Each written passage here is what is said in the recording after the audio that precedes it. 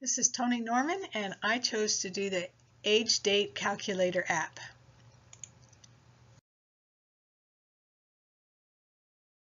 Okay, here's an example of why you would use an age date calculator. This is a tombstone of Charles Skaggs. He's son of W.J. and M.F. Skaggs. He died November 16, 1883 at the age of 7 years, 2 months, and 24 days. So with this information using these calculators, you can figure out his birth date. Oftentimes these tombstones only give you two things, and most commonly they give you the birth and the death, and so then you can figure out how old they were when they died. But often it's the other way around. They give you the birth and the age information, and then you can calculate the day they died. So looking on the web, I tried finding date calculators, and I could find a few, but most of them are pretty plain and pretty boring, and this is one of the worst scenarios that I found. All right, I came up with this design. This was my first design. Number one just has the plus and minus, and I thought, well, maybe people need to know that's to add and subtract. So number two, I just added that. And number three is just adding a blue background to give it a little bit more color. After doing a little bit of testing, I found that I needed a little bit more design in it. So I came up with this second design so that I have icons that represent death, age, and birth. And then you go to, you click on birth and it would take you to the birth calculator and so forth.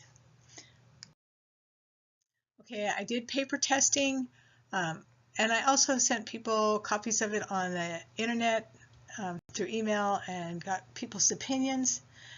This really made a difference to have this testing done. You could see other people's perspectives. And I finally came up with my last design. This was my third design. Number one is the home page, and once you leave the home page, you don't come back to it. Then there's a birth calculator, the age, death, and then I added an instruction page in case people couldn't quite figure it out. This is the navigation system.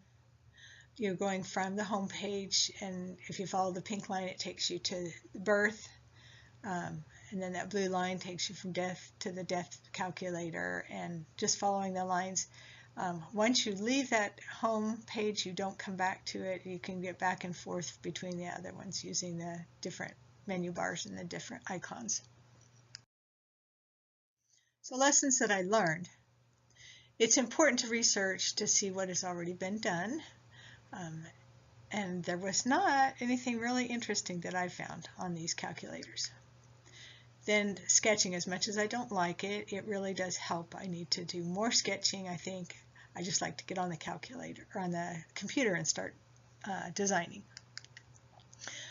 Testing is fun and interesting to see others' perspectives. One of the problems I had is people thought that my death calculator was to figure out when they were going to die.